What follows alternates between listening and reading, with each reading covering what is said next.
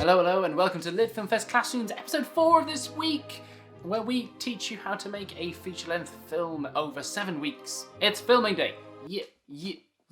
And today you will be filming a flashback, explaining a secret of your story right before the climax of next week, where we finish your tale. It's coming to an end. How are you feeling? I totally understand. Take a seat on the couch and tell me about yourself. Dreadful. Great. I'm so sorry. Fantastic. Anyway, today's challenge is to rehearse and film your final scene. What style of filming have you preferred so far? Did you like the green screen? Some of you have been trying that at home and that's been wonderful. Here's some short clips of people trying green screen at home. Ada, come here. It's a good place to set up camp. It's hidden, defendable and sheltered. But it's hours till sundown.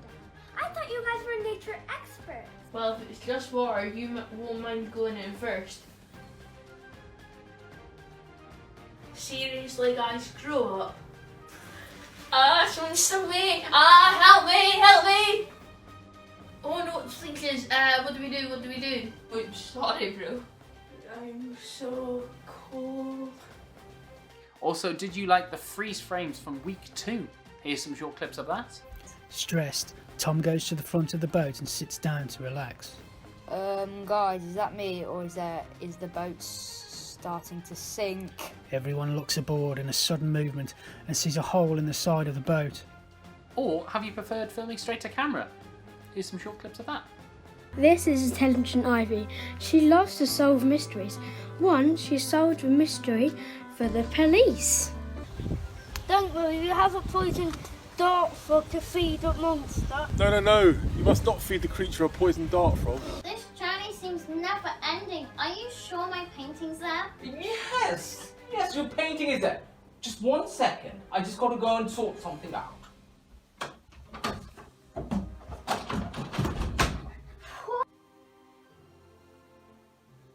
I would like you to help me solve the mystery of the unknown inventions of Nikola Tesla. I also think that your inventor, Justin, is Nikola Tesla's long-lost great-great-great-great-great-great-great-great-great-grandnephew. What an incredible story! Have you enjoyed using voiceover with pictures and images, or do you like talking to each other on camera? What do you think is the most engaging? What do you think people enjoy watching the most? Or, you know what? What do you enjoy doing the most at this point? Who's going to be the director? Maybe you want to choose someone else to be the director. Just mix up the roles a little bit so everyone gets a little turn. And because you're introducing some new characters today, you're thinking back on historic characters of who set this whole story in motion, this whole story going. Who would best represent your historic character out in your family, or just you? Is it just you? Just you by yourself?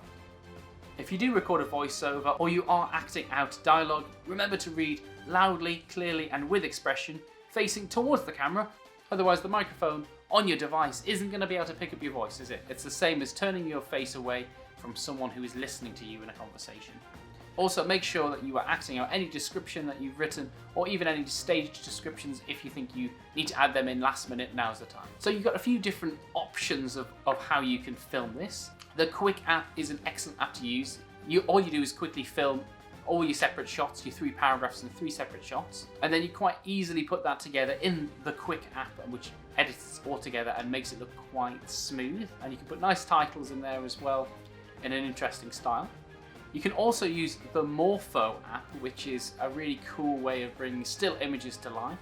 So if you did actually want to use the face of the person that you're writing about, say it was Albert Einstein, you could easily import a photo of him into the app, draw the mouth and the eyes on the image, and then it comes to life as you speak, which is really cool. It actually makes your character, who you wouldn't normally be able to dress up as or even invite to your house, because they might be dead, they might be long in the past, or they might be unavailable, then actually you can bring them to life in your story, which is really cool through that app.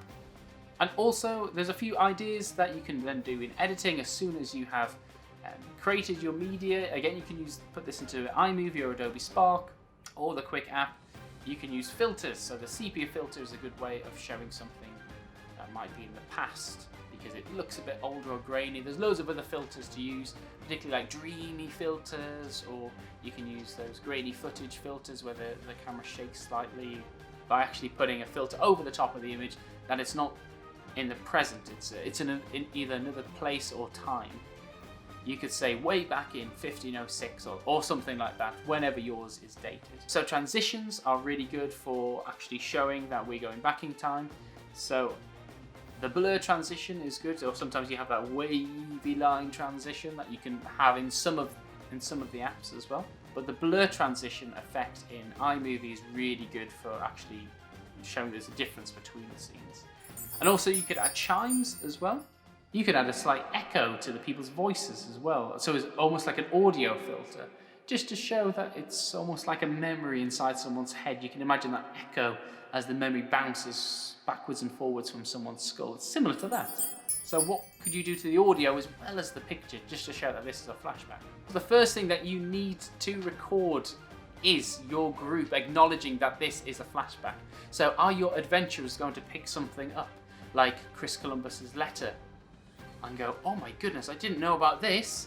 Or are one of the locals going to come up to them and say, excuse me, did you not know the story of the tale of...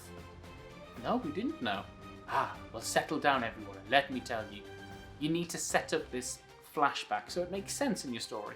We don't have to have that scripted in today's session, it's just something you need to think about. So to summarise, you're probably looking at shooting 4 scenes in the way that you want today. Are you going to use a voiceover? Are you going to have dialogue to camera? Are you going to use the green screen? Are you going to use freeze frames? Or are you just going to speak straight to the camera? First, you need to make sure that your group think about the flashback. So are they going to find a letter, or are they going to have a local explain the flashback to them? Then you go into the flashback and it explains what happens, who was there, where they were, and why they're there. And then in the third shot, they start discussing and explaining, and explains what they want. And finally, in the fourth shot, it explains the revelation, so it explains that great big twist that you put in your story in last week's. See, nice and simple, it's all on screen for you there. And of course, when you have filmed and edited this in a really cool way, really take your time on this. We can't wait to see them. It's a very different week this week, doing a flashback and making it look very different. Send this into us at LitFilmFest on Twitter, info@LitFilmFest on the old email, and on the ancient old Facebook, LitFilmFest Classrooms. We'd love to see them, and we'll be celebrating them. Of course, I'm telling you about this again and again because I can't wait. We're going to be celebrating them on LitFilmFest's showcase, which is super exciting. Take care, everyone. We have author takeover tomorrow, so join us for that. They can add a lot to your story. It's very interesting. I enjoy them. Also, don't forget we got the Quickfire Write series as well, which is a great series exploring key questions around interesting topics that just get you writing creatively. So check those out on our channel as well. That's it from me. Take care, everyone. Goodbye. I'm off.